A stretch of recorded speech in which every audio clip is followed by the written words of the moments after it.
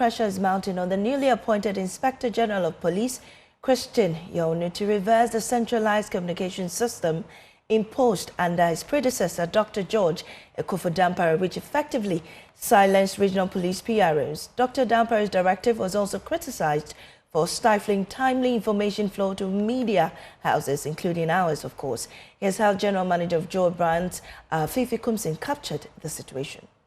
The media has a big responsibility to, among others, educate and inform. But the new police media blackout in the regions and districts of the country, following the assumption of office of IGP George IGP Dampare, threatens this mandate. This has a very serious potential on giving room for speculations and misinformation.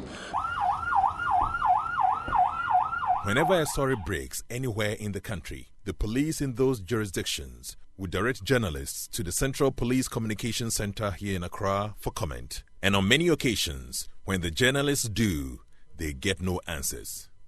Almost every one of these newsmen and women has a story about how this decision by the police is affecting their work in the relay of information to Ghanaians. Recently, there was a criminal case in one of our neighboring towns, Okrasi, and my outfit tried to authenticate and get facts and some clarification from our regional police command. Sadly enough, we were told to contact the national headquarters. But how can one central communication center handle requests from 16 regions and 216 districts, municipalities and metropolitan assemblies? Why would the police shut its commanders in the regions up, the people who have first-hand information, and rather rely on communication officers who only have secondary data? Whether he thinks that his public relations officers in the regions or the district commanders or the divisional commanders are not competent enough to handle communication. Even if that is the case, I think that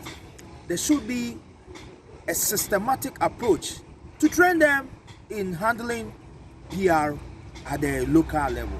Following the recent outbreak of violence in Boko, for example, police in the Upper East region could not speak, and it was difficult getting information from Accra. Different kinds of information was going round, and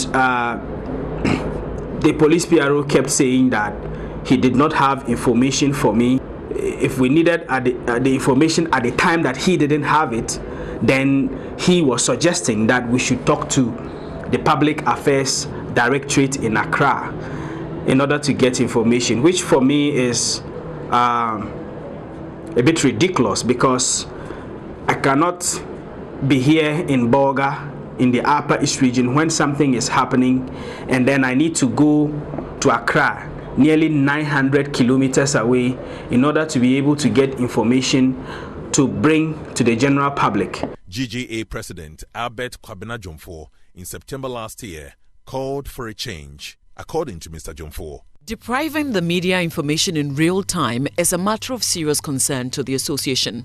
Starving the media of information in a decentralized system using centralization tactics is impeding the work of the media as far as information dissemination is concerned.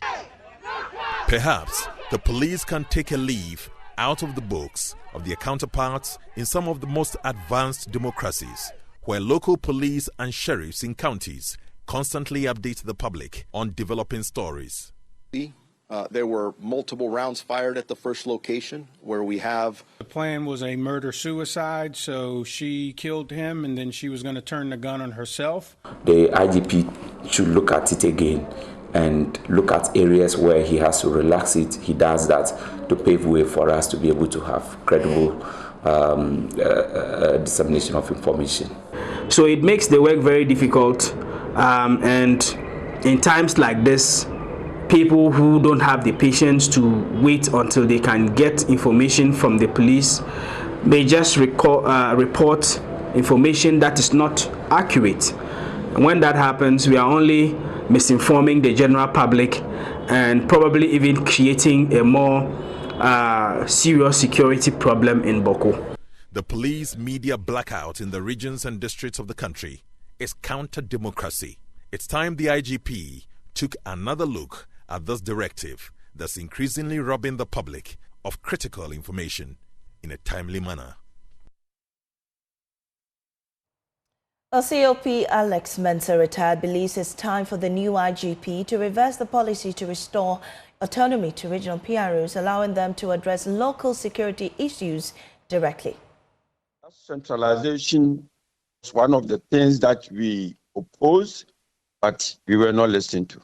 How can you centralize information in such a way that something that happens in Boko, the Boko divisional commander, the Boko PRO cannot speak about it, but somebody at the national headquarters who is not at Boko, who did not see what happened, will talk about it? How? I know Mr. Ewono is going to revert that. We are going back to our usual decentralization, where our PRs will be allowed. For 3.5 years, our PR officers are just sitting in their offices doing nothing, feeling bored, as if they are not police officers. They are not working. And I know Mr. Ewono is going to revert that. And now all the PRs are happy because they know that they are going back to their work. And you know, your people were not even happy. If anything happens in Boko and you are in Boko and you call the divisional commander, he will tell you to call national headquarters. I mean, how?